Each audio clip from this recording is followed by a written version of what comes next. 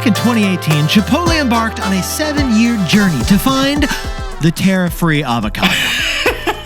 Let's look closely at how Chipotle fared, because every American business faces the exact same dilemma right now. Free avocado.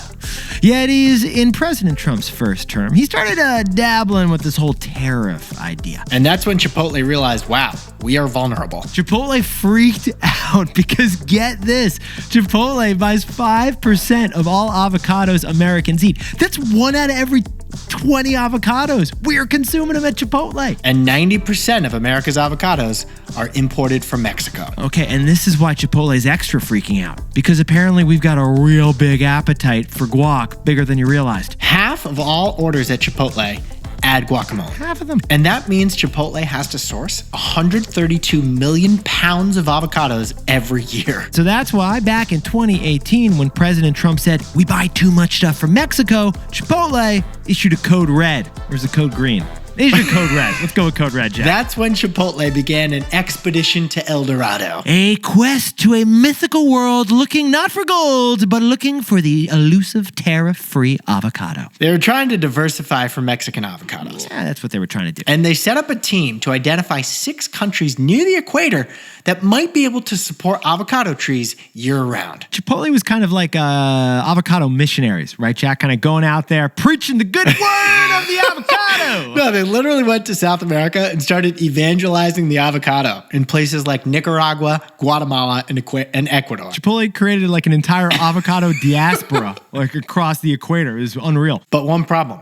Americans are avocado snobs, it turns out. Yeah, besties, we jumped in T-Boy style. It turns out there are over 50 types of avocado in the world, but we Americans only like one type. And what is it, Jack? We only eat the Hass avocado. Yeah. That's the one with more oil, more flavor. It's the green that we expect an avocado to look like. It looks good on Instagram. On the other hand, Jack, I used to do some work down in Peru. They've got these huge avocados. It's like the size of your head. No, an avocado that big would be off-putting. Yeah. Well, it's bigger, it's got less oil, it's lighter. It's not an appealing avocado for Americans. So Chipotle, an American fast casual restaurant chain, dedicated research and development people plus weather experts to figure out how can Peru grow an avocado, a Hass style, just like Mexico. Add it all up and I gotta know, how did Chipotle's mission work? Pretty well.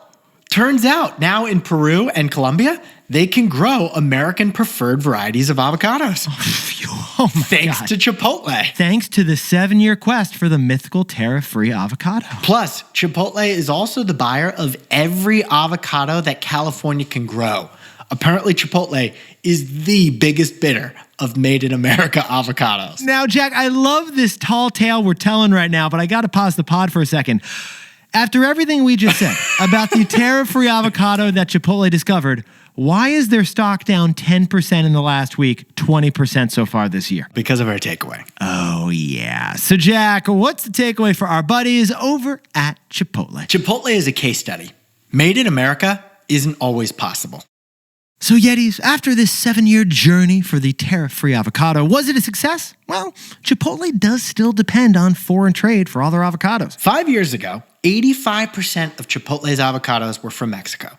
Today, still half are imported from Mexico. So that's progress, but it's not perfect, and it's still kind of a problem. It's a problem because Trump's 25% Mexico tariffs will cost tens of millions of dollars in extra costs every year for Chipotle. And as of last week, Peru and Colombia also just got hit with 10% tariffs, and Chipotle, they didn't expect that 7 years ago when they began their quest. Their whole missionary expedition to South America was kind of a waste. Well, last month, Chipotle pledged to not pass on the cost to the consumer. Your guac will still be extra, but it won't be extra. But if these tariffs last a long time, they might reconsider on that.